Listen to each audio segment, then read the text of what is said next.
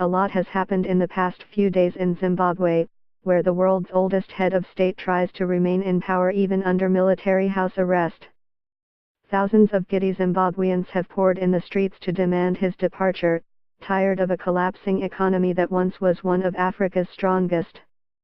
Here's a quick guide to the key events and players. The 93-year-old President Robert Mugabe has been under house arrest since Tuesday, when the military moved in. That decision was sparked by Mugabe's firing of his longtime deputy, leading to fears that the president was positioning his unpopular wife, Grace, to succeed him. Mugabe is said to be asking for more time amid negotiations on his departure.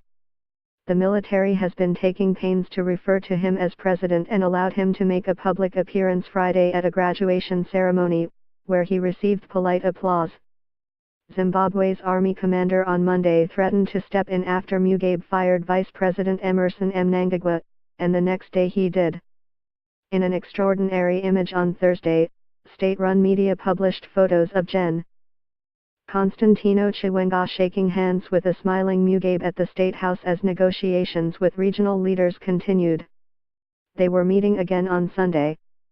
The military is trying not to project the image of a coup, which could bring regional sanctions and further harm the country's standing with international investors.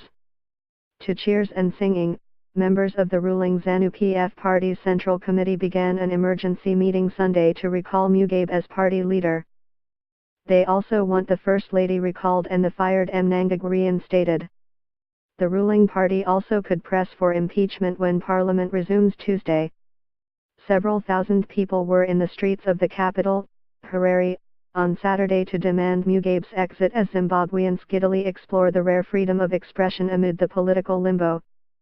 The demonstration was approved by the military and had participation from across the political spectrum, from Mugabe's once staunch loyalists among the Liberation War veterans to opposition activists long used to police crackdowns.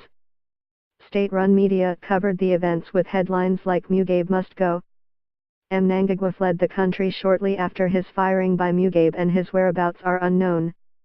He is expected to lead any new government, and his supporters say he will make a public appearance once arrangements for Mugabe's exit are complete.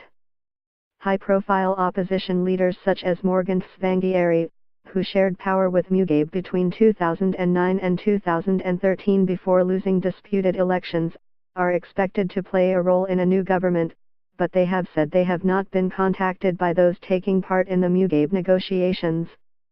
Grace Mugabe has been out of the picture, literally, since the military stepped in.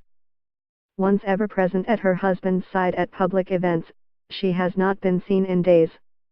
The quick-tempered First Lady, deeply unpopular among Zimbabweans for her lavish spending, did not accompany the president Friday and was not pictured in photographs of State House negotiations.